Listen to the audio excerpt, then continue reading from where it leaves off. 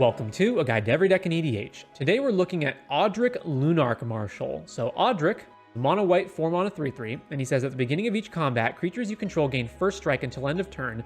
If a creature you control has first strike, and the same is true for flying, death touch, double strike, haste, hexproof, indestructible, lifelink, menace, reach, skulk, trample, and vigilance. So obviously, we are going to be a mono white beatdown deck, and we're going to want as many creatures as we can get that have these keyword abilities on them. In particular, some of the best things we're going to want are anything that grants evasion so that we can just swing over opponents. So flying is pretty important. Double strike is also pretty important for dealing excess damage, dealing a lot more damage than normal. And if we don't have flying, then the next best thing would be something like indestructible or trample so that our opponents can't block us very well. Next up after that is probably stuff like lifelink and vigilance so that we don't lose any sort of a race. So lifelink, we recoup the life, and vigilance, we can block our opponents. After that, abilities really aren't that necessary. So, reach probably not too important, especially if we already have flying anyway. And we're not really blocking. I mean, it does trigger on each combat, but we're, for the most part, not really caring about blocking. And things like hexproof, that's not really that important either. I mean, if any opponent has like an instant speed removal spell, they're just going to cast it in response to this trigger.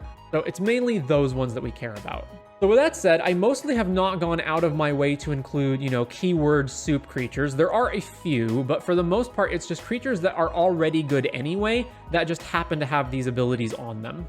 So we've got our beatdown cards. We've got Adeline, Adorned Pouncer for double strike, mainly for double strike. Otherwise, we wouldn't be playing this card. Their Ascendant, which is just a really good creature that also has lifelink and flying. And then Skyhunter Strike Force, which is another big beatdown creature that also grants flying. And we've got our card draw spells. We're going to obviously be playing a lot of creatures, so we're going to want cards like Enduring Innocence and Welcoming Vampire. Assemble the Players is another card you might not be familiar with. You may look at the top card of your library anytime, and once each turn you may cast a creature spell with power 2 or less from the top of your library. We do have a lot of those in this deck. And we have Delny, which again, we have got a lot of power 2 or less creatures in the deck, and so this is going to help double up those triggers, especially something like Skyhunter Strike Force, for example. We get the double melee off of it.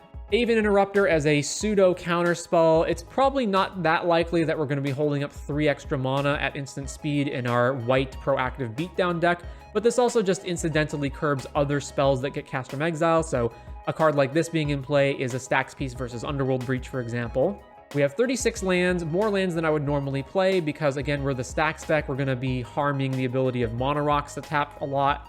So 29 planes, along with Nykthos and Monumental Henges in here in order to mitigate flooding or just times when we don't really have anything to do.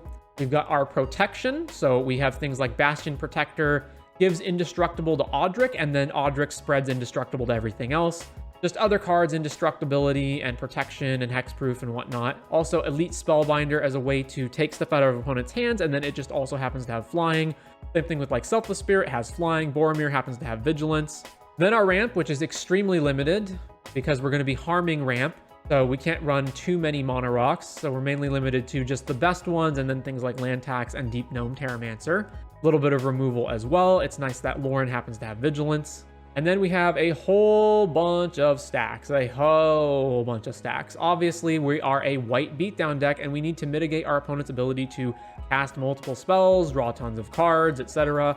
So we have our Rule of Laws. We have our non-creature spells, cost more taxing abilities like Thalia, which is another one of the reasons that we don't want to run a bunch of mono rocks. Cards like Stony, Null Rod, and Kataki. Again, that's another reason we don't want to run mono rocks. And although we do have ETB trigger stuff, especially from cards like Welcoming Vampire, we also have cards that mitigate them.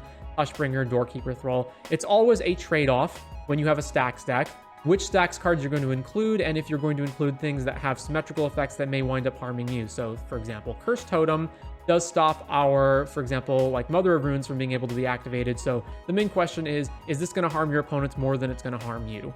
So you can mix and match a lot of these Stax cards as needed. And then finally, we've got 2 cards that we're just playing for the keyword soup. So Aerial Responder and Strike Force are in here just for the keyword soup. Strike Force obviously being the better of the two because double strike is better than lifelink, but that's why these are here. So with all that said, that is going to do it for Odric Lunarch Marshal in EDH.